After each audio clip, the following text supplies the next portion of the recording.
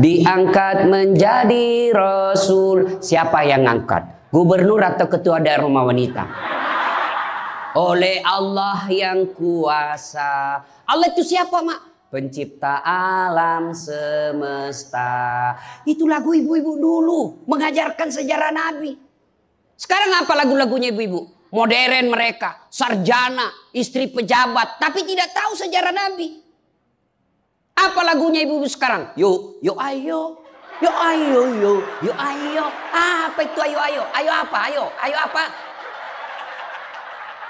Putar ke kiri, nona. Putarlah ke kanan. Beleng-beleng. Apa itu? Apa gunanya itu lagu-lagumu itu? Putar ke kiri, putar ke kanan. Apa? Katanya majelis taklim, tapi lagunya tidak mendidik. Sudah 3 tahun majelis taklim, seragamnya 4. Olahraga depannya lakinya orang. Dia di depan sebajunya sempit. Bapak-bapak di belakang, di depan ibu-ibu 1. Bapak-bapak di belakang 2. Ini kelakuan majelis taklim ini begini.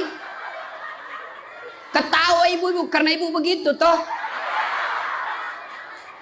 Kalau 17-an apa lagu-lagu seperti itu? Mesti dari kecil sejarah Nabi kita ceritakan. Itu dulu ibu saya kepada saya. Sekarang kepada anak saya bikinkan lagu supaya dia tahu anak Nabi. Anak saya namanya Cek, saya ajari. Cek, nah nyanyi nak. Anak-anak Nabi ada 7 orang. 3 laki-laki, 4 perempuan. Pertama Qasim, Abdullah, Ibrahim, Zainab, Rutkaya, Ummu Kalsum, Fatimah. Ibunya bernama Siti Aminah. Ayahnya bernama Abdullah. Kakeknya bernama Abdul Muthalib. Pamannya bernama Abu Thalib. Ibu baru tahu toh 7 anak Nabi? Ya. Berapa laki-laki? 3. Berapa perempuan? Anak pertama? Qasim. Coba. Ini dari sini kita tahu lagu. Maka ibu harus pandai-pandai mendidik anak. Memperkenalkan sejarah Nabi. Supaya mereka cinta kepada Nabi. Maka ini tujuannya maulid. Bukan kita mau bid'ah-bid'ah. Sekarang ada juga baru belajar agama 2 bulan. Itu pun melalui YouTube. Seolah-olah dialah menjadi panitia hari kiamat. Ini maulid bid'ah. Tidak ada pada zaman Nabi. Tidak ada pada zaman sahabat. Pada tabi'in tidak ada semua itu. Saya bilang bos memang tidak ada pada zaman Nabi. Tidak ada pada zaman sahabat. Kenapa? Mereka hidup sesama dengan Nabi. Mereka lihat Nabi. Segar ikatan mereka soal Nabi. Mereka tahu sejarah Nabi. Jadi tidak perlu dituturkan. Sekarang kita sudah 1400 tahun yang lalu. Banyak umat Islam. La ilaha illallah. Muhammad Rasulullah. Tapi dia tidak tahu siapa anaknya Nabi. Maka perlu kembali diingatkan. Jadi kalau orang mau maulid hargai. Jangan malah dibilang sesat. Masuk neraka. Nenekmu punya neraka. Yang paling enak. Yang tidak mau maulid silahkan. Tidak usah. Yang maulid silahkan. Yang maulid ini jangan kau tuduh mereka sesat. Ayo kita saling memuliakan. Menghargai sesama muslim. Ya. Ini 1 maulid. Yang kedua. Ibu-ibu bagaimana kita maulid ini bisa menjadi bawa pulang. Diamalkan. Apa yang diamalkan? Ayo kita sejarah kisah-kisah Nabi saja dulu. Ya, paling gampang sudah. Berapa istri Nabi? Berapa? Ini bu biar tahu enggak mau duga dia jawab ini. Berapa? 11. Coba lihat. Istri pertama namanya Khadijah. Tua berapa tahun? 15 tahun lebih senior dari Nabi. Sebelum menikah dengan Nabi, beliau paling kaya di Mekah. Paling kaya di Mekah. Menikah dengan siapa? Muhammad bin Abdullah. Pegawainya waktu itu, karyawannya. Lalu Khadijah selalu cerita-cerita kelebihan Muhammad kepada asistennya. Namanya Nafisah. Asistennya, dia selalu cerita. Ini Muhammad baik, jujur, kinerjanya bagus, disiplin, sopan ngomong, nguntung juga baik. Nafisah paham. Oh, bunda ini senang sama Nabi Muhammad. Waktu itu belum jadi Nabi. Akhirnya apa? Nafisah jadi tim sukses. Tapi bukan tim sukses pilkada. Disuruh bikin baleho 10, cuma 5 dia bikin. Hilang 5. Ya kan? Ini Nafisah datang kepada Muhammad. Muhammad, bagaimana kalau ada perempuan suka kamu? Alhamdulillah. Tapi ini perempuan lebih senior dari kamu. Tidak ada masalah. Lebih tua 15 tahun. Tidak ada masalah. Tapi dia sudah 2 kali janda. Tidak jadi masalah. Tapi dia bosmu. Tidak jadi masalah. Yang jadi masalah, benar tidak dia senang sama saya? Kata Nafisah, tenang mas bro. Saya punya urusan. Jangan lagi cari dah hadis mas bro. Tidak ada. Lalu datanglah Nafisah kepada Khadijah. Bunda, bagaimana menurut bunda kalau ada laki-laki senang bunda? Alhamdulillah, terbuka jodoh. Tapi ini lebih muda dari bunda. Tidak jadi masalah. Lebih muda 15 tahun. Tidak jadi masalah. Tapi dia anak buahnya. Tidak jadi masalah. Yang jadi masalah, benar tidak dia senang sama saya? Kata Nafisah, tenang bunda, saya punya urusan. Ini namanya tim sukses yang tidak mempermalukan kedua belah pihak. Coba kalau Nafisah mau memanfaatkan situasi. Maka dia datang kepada Muhammad. Muhammad, dia suka kok bos. Tenang aja, ambil semua hartanya. Dia terlalu senang sama kamu. Nafisah kan tidak. Berarti ibu-ibu jaga perasaan orang. Jaga harga diri orang. Jangan permalukan orang. Meskipun ibu tahu ada aib dalam dirinya. Ini penyakitnya ibu-ibu. Apa? Tukang gosip. Ini. Duduk-duduk begini damai tapi gersang.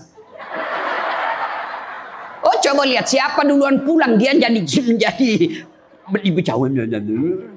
Jadi gini Pak Gubernur itu dia duduk-duduk itu. Dia enggak cerita tapi apa? Dia mulutnya enggak ngomong tapi bibirnya dong. Memang fitrahnya. Apa begitu orang sini? Bukan cuma di sini. Orang Amerika juga tukang gosip perempuannya. Fitrahnya. Maka Nabi katakan kalau perempuan mau selamat, jaga mulutnya, aman dia masuk surga. Cuma kan gampang sekali kita gosip. Lewat teman kita. Apa? Nggak serasi kudungnya sama roknya. Dibeli iya. Lipstiknya palsu. Kenapa kau tahu? Melengket di giginya. Semua mau diurus. Iya kan? Ini penyakit kita. Semua mau diurus. Ustadz aja dia gosip. Itu juga bajunya waktu di YouTube. Saya dengar tadi dilewat. Saya dengar. Itu juga bajunya waktu di YouTube. Astagfirullah. Inilah penyakit ibu-ibu. Ibu. Mau gampang masuk surga? Ketika Nabi Isra Mi'raj kan dibawa jalan-jalan masuk surga. Subhanallah. Alhamdulillah. Banyak perempuan dalam surga. Begitu Nabi dibawa lihat neraka. Nauzubillah min zalik. Ya Allah ampuni hambamu. Ya Allah ampuni umatku. Ya Allah. Kenapa? Perempuan ternyata lebih banyak dalam neraka. Ditanya kenapa bisa begitu? Ada 2 kelemahan perempuan. 1. Tidak mampu menjaga suaminya. Tidak mampu mengurus suaminya. Dan yang kedua tidak mampu menjaga lisannya. Jadi kalau ibu mampu menjaga lisan, aman. Itulah gunanya masker. Supaya ibu semua mau diurusin. Iya kan penyakit kita. Ya, Bu? Maka bertanyalah ibu-ibu di Makassar. Ustadz yang saya cerita ini kan benar. Memang begitu sifatnya Ustadz. Itulah benarnya namanya ghibah. Tidak boleh kita cerita kejelekan orang. Kalau dia salah yang ibu cerita namanya fitnah. Tidak ada jalan. Ayuhibbu ahadukum kata Allah. Sukakah kamu memakan bangkai sesamamu manusia? Maka berhenti cerita kejelekan orang. Jadi gimana solusinya Ustaz? Ketika datang orang cerita. Bu, katanya, na'udzubillah min zalik. Kita berlindung kepada Allah dari keburukan itu, Bu. Belum tentu suami kita lebih baik dari dia. Berhenti itu. Cuma kan enggak kita. Memang. Enggak tahu persoalan. Biar enggak tahu persoalan. Ikut campur. Ibu kalau suka ikut campur bikin urusannya ibu, nanti takdirnya seperti tauge. Tahu tauge? Tahu tauge? Coba lihat tauge, Bu. Kita bikin soto Banjar, ada. Pecel, sayur, lemper, ada. Ada tuh kalau di Makassar ada lemper. Ayo, maka karena dia selalu ikut campur, Allah takdirkan semua tauge bengkok. Dada lurus toh? Maka kalau ada ibu-ibu majelis begini kumpul, teriaki saja, pagi-pagi toge nih ya. Ini penyakit perempuan.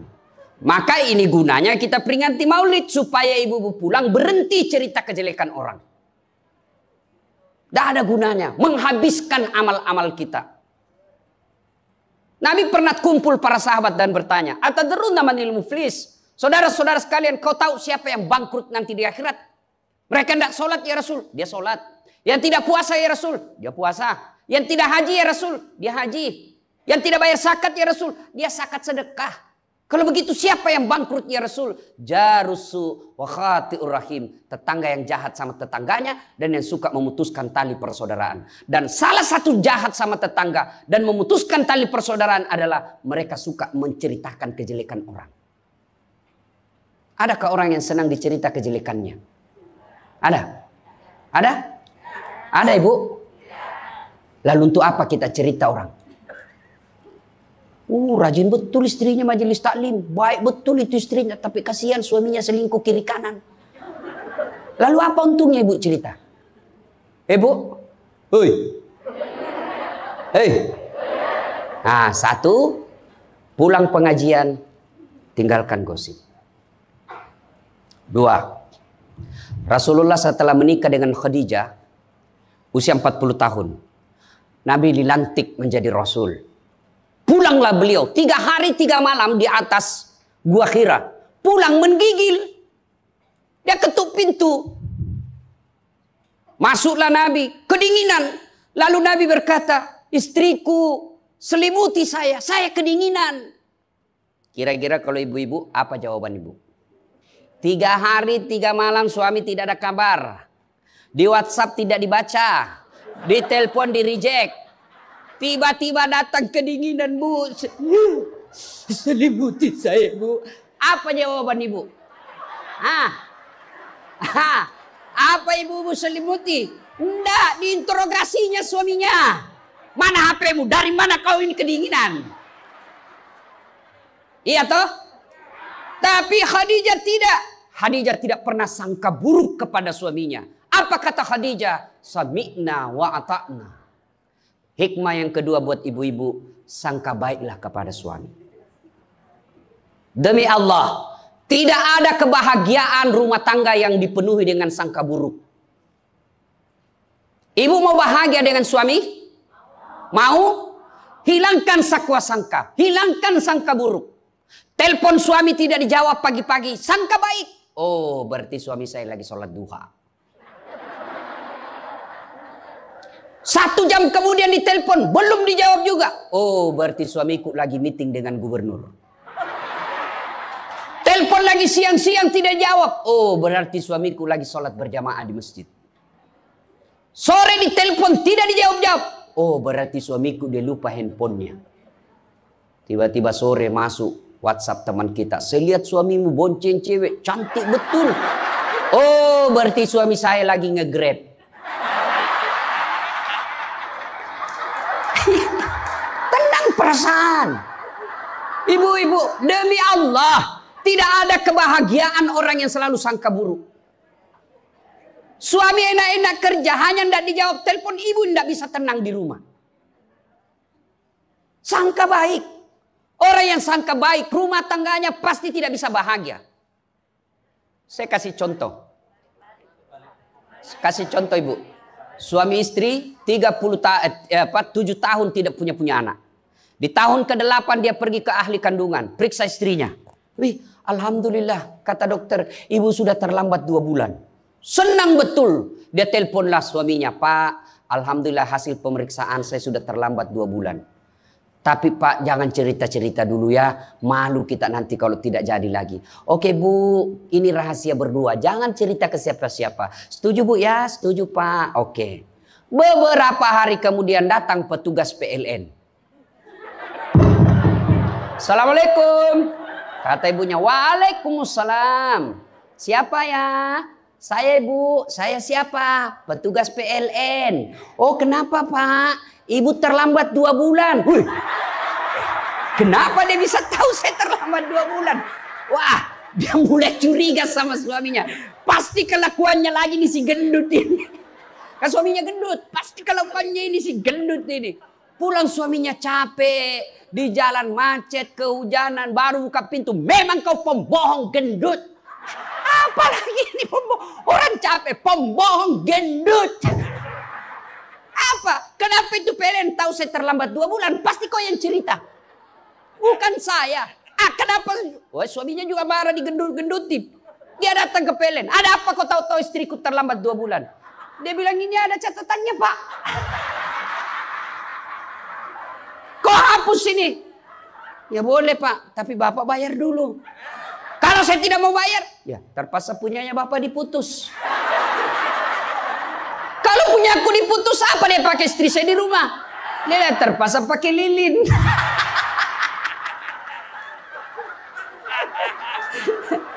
Inilah bahayanya sangka buruk. Bu. Halo Ibu. Bu. Salatullah salamullah ala toha Rasulillah.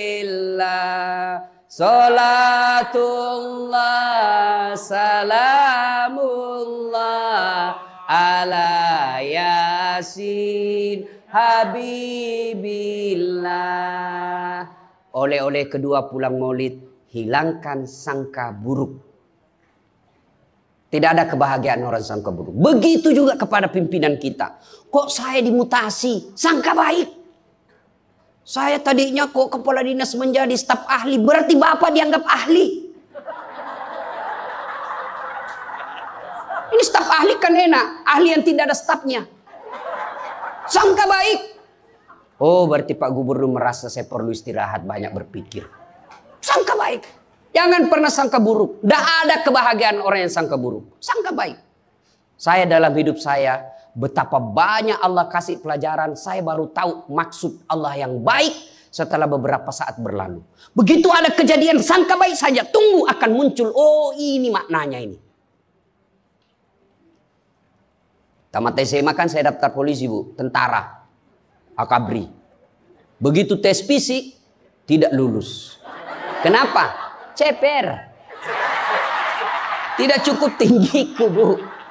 Saya protes kepada Allah. Ya Allah kenapa kau lahirkan saya dalam keadaan pendek. Kau tidak jadi rugi jadi Tuhan kalau saya jadi tentara. Teman saya lulus waktu itu Bu.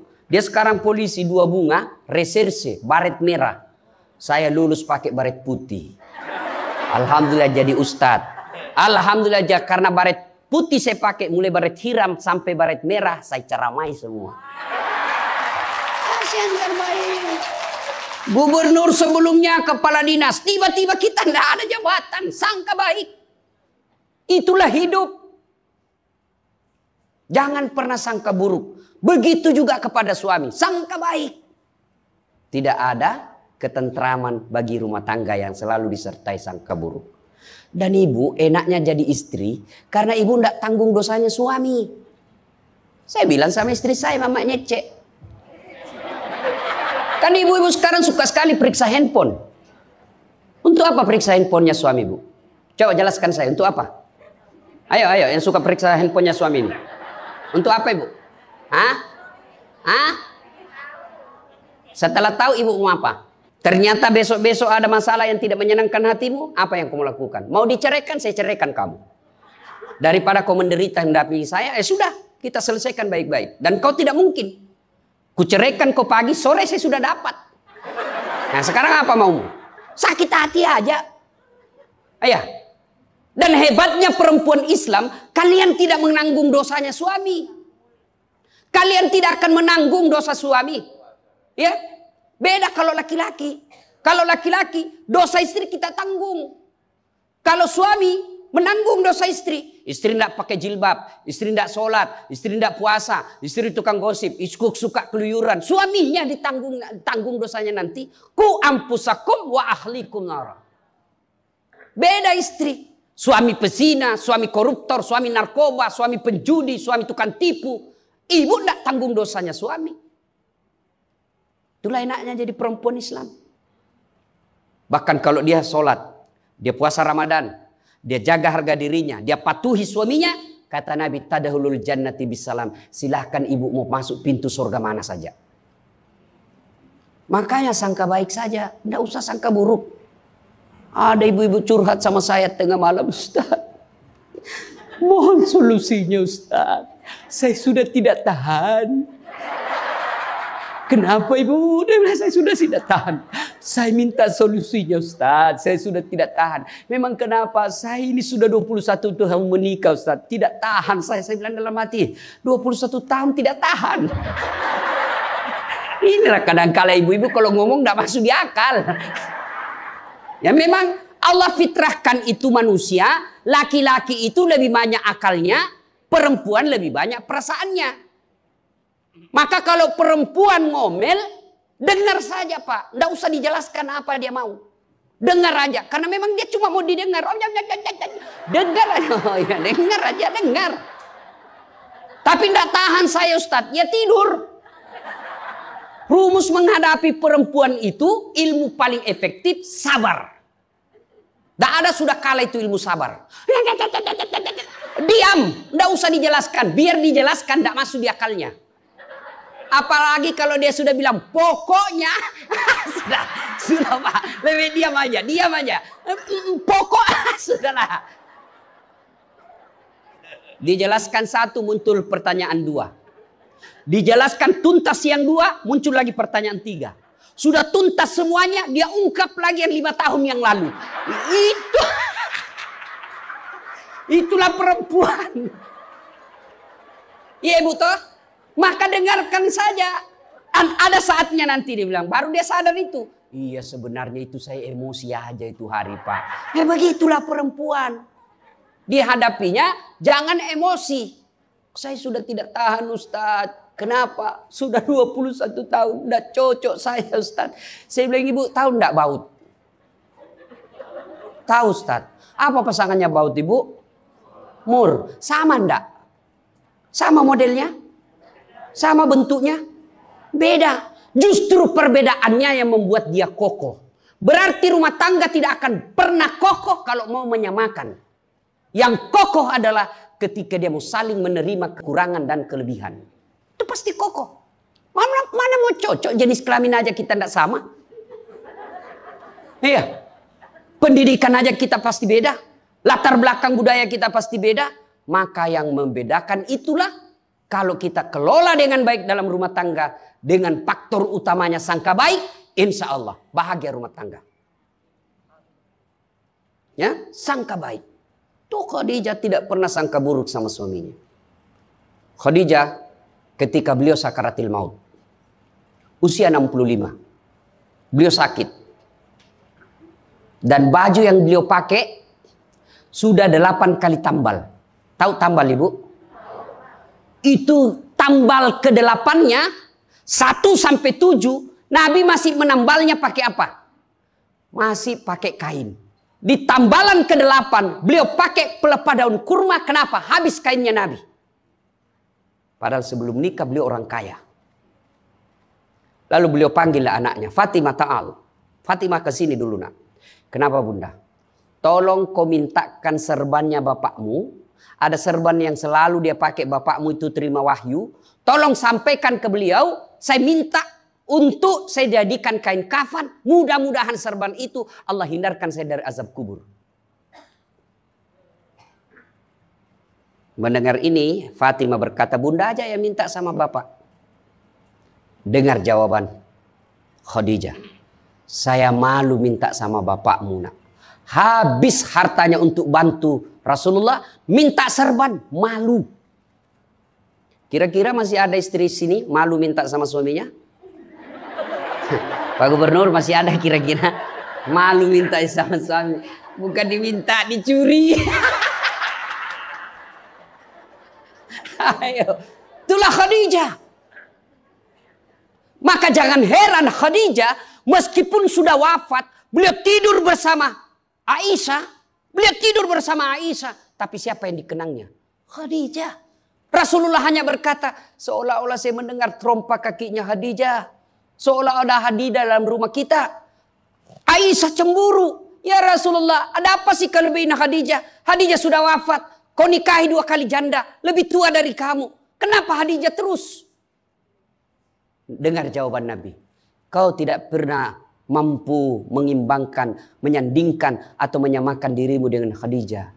Ketika tidak ada orang percaya kepadaku, Khadijah orang pertama yang percaya ke Rasulanku.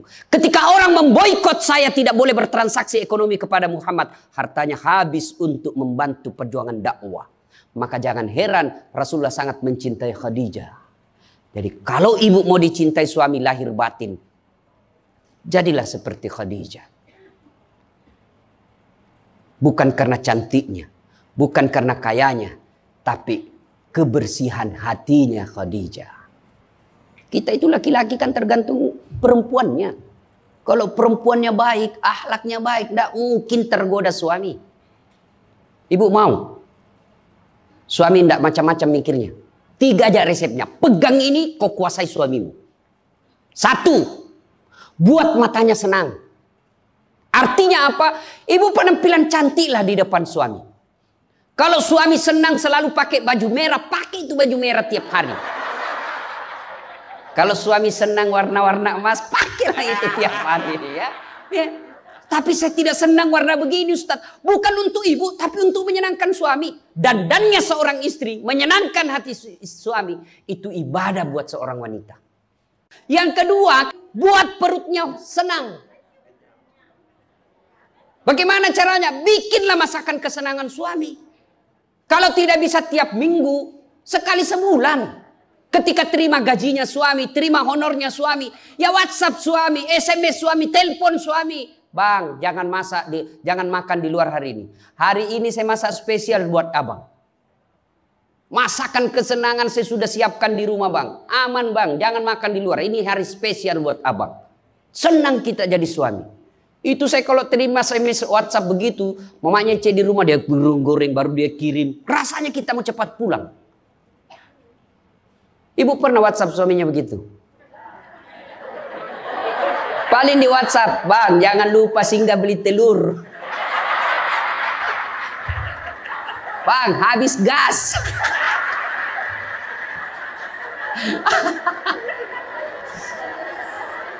Kok tahu Ustaz? Ya saya rasakan juga. Pernah suatu kali Pak Gubernur pulang, saya ceramah takziah malam-malam di Makassar. Tiba-tiba masuklah WhatsApp-nya mamanya Cek. Ustaz habis pembalut. Aduh. Tidak mungkinlah sopir saya suruh ini istri saya. Sudahlah, saya singgah, saya berdoa mudah-mudahan tidak ada yang kenal saya. Begitu saya bayar, ada ibu-ibu datang, Ustaz beli pembalut. Saya jengkel, langsung saya balik. Biar daripada saya melahirkan, udah. Tenang perasaan. Mungkin ego kita ini buat kita juga laki-laki. Ya, kadang-kala ego naik. Masa saya eselon? Masa saya kepala dinas? Masa singgah beli pembalut? Jangan lihat eselonnya. Pakai ilmunya Umar bin Khattab. Umar bin Khattab ada sahabat yang selalu mau datang. Mau laporkan istrinya. Kenapa istrinya suka ngomel. Maka dia berharap Umar panggil istrinya supaya dinasehatin. Begitu dekat dengan Umar bin Khattab. Dekat dari rumahnya Umar. Dilihatnya Umar juga dimarahi sama istrinya. Balik dia bilang, Pak Umar aja dimarahin. Balik besok ketemu. Ya Amirul Mukminin, presiden lah waktu itu. Saya lihat kemarin Anda istri ngomel-ngomel, Anda senyum saja. Dengar ini jawaban bapak-bapak ini, para pejabat nih yang hadir. Dengar apa jawaban Umar. Begitulah cara saya berterima kasih kepada istriku yang telah hamil, melahirkan, dan menyusui anak saya. Coba, hilang itu emosi Pak. Hilang itu harga diri. Kalau kita sudah ingat bagaimana susahnya itu ibu melahirkan, hamil. Masih ingat ibu-ibu waktu hamil? Masih? Ada enggak enaknya itu orang hamil? Untung saya enggak pernah hamil. Oh, coba ibu-ibu kalau hamil, jalan aja setengah mati. Aduh, sudah mau mau duduk aja, mana ada ibu hamil langsung duduk aja. Udah standar samping dulu itu kasihan. Iya ibu, ya benar. Kalau kita laki-laki paling ngidam. Ustaz, apa doanya berhenti ngidam istri? Ngidam apa istrimu? Nanti dia bisa tidur kalau dilihat saya di atas lemari Pak Ustaz. Jadi kalau istrinya mau tidur jam 10, setengah 10 sudah di atas lemari. Saya berarti kau dongo-dongo itu dikasih kerja kau konsumsi. Yang kedua kata Umar, begitulah cara saya berterima kasih kepada istriku yang telah melahirkan anak saya. Masih ingat waktu melahirkan? Masih? Ada enggak ibu-ibu melahirkan senyum? Ada? Mentang-mentang istri gubernur keluar sayang. Setengah mati juga biar istri gubernur. Nggak ada. Itulah susahnya jadi perempuan. Maka ketika suami disuruh sama istri, bayangkan sulitnya melahirkan. Yang ketiga kata Umar, begitu cara saya berterima kasih yang telah menyusui anak saya. Masih ingat waktu menyusui? Masih? Terutama waktu tumbuh giginya.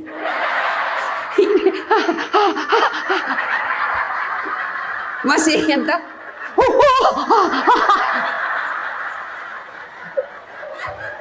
Untuk saya tidak pernah rasakan. Bu kalau digigit kan mana dia ditinjau nanya, kok gigit saya? Tidak, dia usap, lepas nak.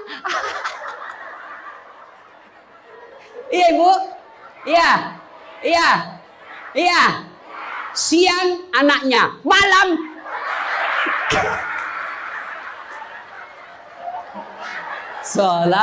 Salatullah salamullah ala toha rasulillah. Salatullah salamullah ala yasin. Berikutnya, kalau kita cinta kepada Rasul, jadilah istri seperti istri Rasulullah. Nah, tentu bertanya kita, itu bapak-bapak mau punya istri seperti istri Rasul? Pak Gubernur pasti mau. Kita punya mau istri seperti Khadijah. Tapi pertanyaannya, sudahkah kita seperti Rasulullah?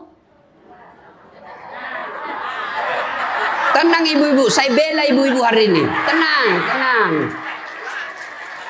Nah, kita mau seperti Khadijah, tapi kelakuan kita seperti Abu Jahal. Pembohong kiri kanan. Suami istri minta duit tidak pernah ada. Benar tidak ada, habis biar baunya tidak ada lagi. Giliran selingkuhannya minta, gampang deh, tunggu aja 5 menit. Ya, Rasulullah coba begitu memuliakan istri, beliau tidak pernah kusam rambutnya di depan istrinya. Coba itu, buka itu Barasanji sejarahnya. Rasulullah beliau yang bersihkan tempat tidurnya. Beliau yang tambal bajunya ketika robek. Beliau sediakan sarapan. Itu Rasul, manusia pilihan. Namanya selalu digandengkan dengan namanya Allah. Tidak malu, bahkan rela ikhlas membantu pekerjaan rumah tangga istrinya. Untuk meringankan kerjaan istri. Kita baru Satpol PP.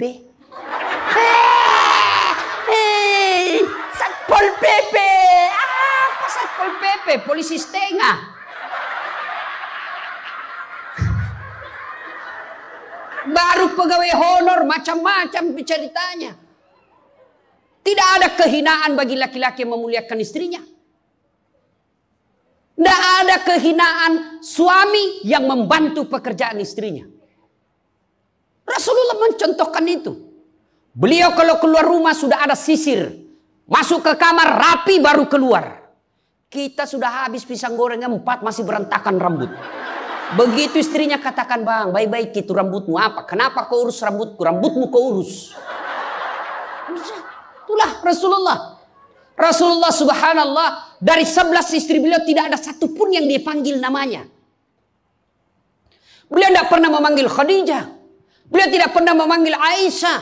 Aisyah beliau panggil apa? Ya Khumairah. Yang kemerah-merahan pipinya. Karena memang Siti Aisyah merah delima pipinya. Maka bapak-bapak Pak di sini, Pak Karo, panggillah istri kita dengan panggilan kasih sayang. Wahai istriku yang termancung hidungnya di lorong 3. Dia bilang, tidak mancung hidungnya Ustaz. Ya giginya lah kau lihat. Justru giginya mancung Ustaz.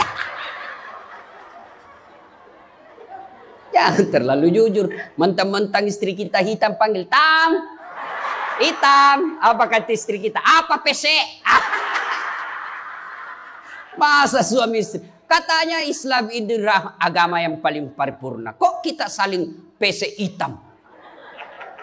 Ya, Rasulullah beliau kalau minum bersama istri beliau, kalau beliau minum gini. Bismillahirrahmanirrahim. Hebatnya Rasul, kalau beliau minum, 1 teguk dikasih lagi istrinya. Minum lagi. Kasih lagi istrinya. Hebatnya, bekas bibirnya Aisyah, itu yang diminum oleh Rasulullah. Bekas bibirnya Aisyah. Masya Allah. Coba kalau kita Pak Kadis. Istri, bekas bibir istri. Bau betul mulutmu.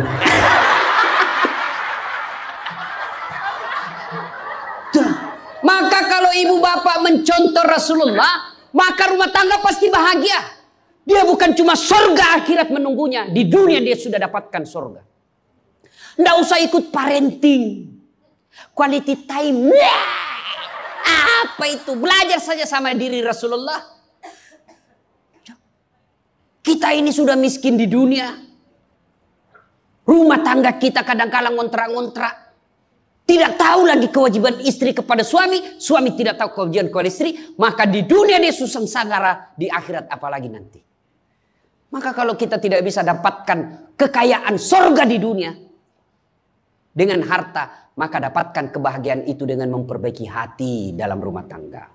Suami tahu kewajiban kepada istri. Istri pun melaksanakan tugasnya kepada suaminya. Itu Rasulullah. Rasulullah subhanallah. Manusia mulia tidak pernah menghina istrinya. Maka jadilah suami seperti Rasulullah Muhammad SAW. Ibu bapak saudara-saudara sekalian. Suatu kali Umar bin Khattab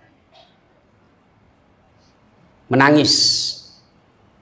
Tiba-tiba ketawa lagi. Menangis lagi. Datanglah sahabat bertanya. Wahai Umar, kok sudah gila apa? Umar waktu itu sudah jadi presiden. Beliau katakan, bagaimana saya tidak ketawa? Saya mengingat waktu sebelum datang Muhammad SAW, saya pernah memakan Tuhanku. Dia bikin berhala dari roti, lalu dia makan itu Tuhannya. Dia bilang, bayangkan hebatku dulu sebelum ada Muhammad, Tuhan pun saya makan. Kan dia ketawa. Lalu kenapa engkau menangis ya Amirul Mukminin? Saya bayangkan sebelum Nabi Muhammad SAW datang di tengah-tengah kita.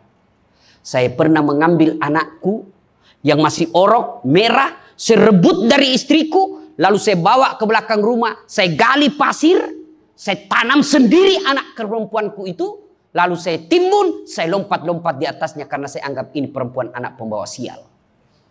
Begitu zaman jahiliyah.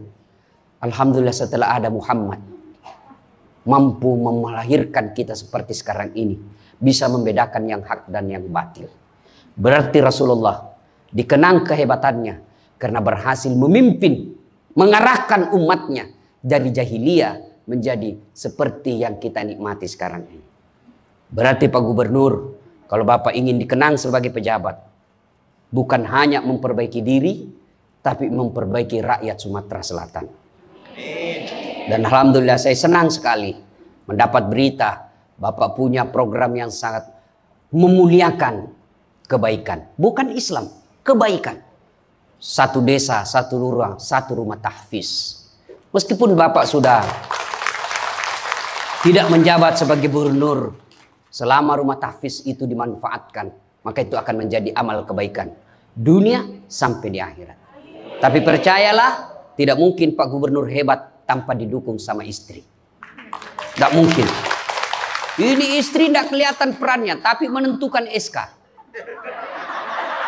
Benar. Biar Pak Gubernur senang sama Bapak, kalau istri Pak Gubernur tidak senang, berpengaruh itu tanda tangan. Memang sudah itu begitu yang namanya kehidupan manusia. Saya juga tidak bisa hebat ceramah begini kalau istri saya tidak mendukung. Saya mau bikin naskah, digangguinya saya. Pergi sama bapakmu, cepat kau ambil itu. Nangis sana, mana bisa kita bikin naskah? Begitu kita mau ceramah, dia curi kita punya naskah. Apa? Mana bisa? Allah Subhanahu wa Ta'ala berfirman, mana sudah ini? Mana naskah kita? Maka yang terpenting kembali dalam Maulid kali ini, mari jadikan rumah tangga kita sebagai pintu sorga, meraih sorga yang sebenarnya. Jangan berpikir di dunia tidak ada sorga. Kita kan selalu berdoa, fid dunya hasanah, wa fil akhirati hasanah. Selamat di dunia, selamat di akhirat. Apa itu fid dunya hasanah? Menurut para ahli tafsir Al-Quran, hasanah di dunia itu, sorganya dunia itu mengandung 4 komponen. 1, punya pasangan yang baik. Jadi kalau istri bagus agamanya, suami bagus agamanya, suami bagus akhlaknya, istri bagus akhlaknya, sudah 1 komponen surga didapat. Yang kedua, punya anak yang soleh dan soleha. Tidak ada gunanya pangkat jabatan kalau anak kurang ajar. Ibu-ibu nih, kalau ibu meninggal siapa yang doakan? Hah? Suami. Tidak bakal, dia kawin lagi. Siapa yang doakan? Anak. Maka berhasilan ibu, saya setuju dengan pernyataan Pak Gubernur. Kalau mau hebat ini provinsi kita, ibu-ibunya harus menjadi pesantren pertama. Sayang, seribu sayang, ibu-ibu sekarang banyak yang gagal mendidik anak. Dihormati di luar, dimuliakan di kantor, sampai di rumah dimaki-maki sama anaknya. Itu siapa yang gagal? Ibunya. Kita kadang-kala bahagia, hebat kalau anak kita pintar bahasa Inggris. Hebat anaknya Ustadz, pintar bahasa Inggris. Apa hebatnya? Banyak yang bisa begitu. Masa banyak Ustadz? Ya sudahlah, ke Inggris lihat itu anak-anak di sana. Anak-anak di sana semua pakai bahasa Inggris, Bu. Memangnya kalau ibu nanti meninggal, anak berdoa pakai bahasa Inggris? Oh my God. Please help me my mother. Enggak. Pasti pakai bahasa Padang. Kepado, lindungi lo. Pasti. Ya, maka ibu-ibu didik anak. Yang ketiga komponen punya surga dunia, apa itu? Punya harta yang bermanfaat, bukan harta yang banyak. Mana harta yang bermanfaat? Harta yang banyak digunakan orang lain menjadi amal soleh-soleh, amal jariah. Bu-ibu nih, yang punya emas berlian, cincin. Ayo ibu, kalau ibu meninggal siapa yang punya itu? Hah? Siapa? Anak, istri kedua. Bukan anak, istri kedua yang pakai. Maka sedekahlah sebelum tiba saatnya. Dan yang keempat, surganya dunia, punya teman yang baik. Bukan teman kepentingan politik dan kekuasaan. Teman yang baik itu meskipun kita sudah pensiun masih baik sama kita. Meskipun kita sudah miskin masih baik sama kita. Itulah teman yang baik. Dan nerakanya dunia ketika kita punya jabatan. Banyak teman kita. Pas kita hilang jabatan semua menjauh dari kita. Itu nerakanya dunia. Nah ibu bapak saudara-saudara sekalian. Mari mewujudkan ini melalui maulid. Maulid ini tidak ada guna kalau kita pulang tidak diamalkan. Minimal amalkan dengan menjadi suami yang baik. Dan istri yang baik. Terakhir. Kalau kita mencintai Rasulullah, maka kita ikuti sunnah-sunnahnya. Apa sunnah? Yang gampang-gampang, tidak usah berat-berat. Mulai hari ini, oleh-oleh khusus ibu, kapan dan dimanapun selalu ada wudhu. Coba ibu amalkan. Bapak-bapak pegawai, bapak mau pergi kerja wudhu dulu. Mau pergi jemput anak wudhu dulu. Mau pergi pengantin wudhu dulu. Mau pergi kemana saja ikuti Pak Gubernur yang katanya tidak ada liburnya. Ya. Sudah ikuti dengan ada wudhu. Orang yang selalu ada wudhunya, innallaha yuhibbut tawwabina wa yuhibbul mutatahhirin. Dicintai oleh Allah Subhanahu wa taala. Ibu bapak saudara-saudara sekalian, banyak yang ingin kita sampaikan, tapi jualah yang membatasi kita. Insya Allah lain waktu dan kesempatan kita akan lanjutkan. Allah